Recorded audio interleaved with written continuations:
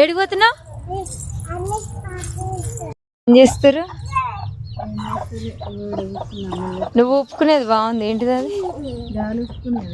అవునా? 10 రూపాయలు.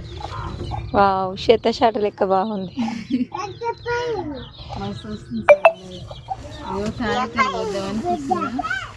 చిట్టికి జ్వరం తగ్గిందా మరి? తగ్గలే అసలు, తగ్గుతలేదు. ఓ చిన్నమ్ములు హాయ్ చెప్పు.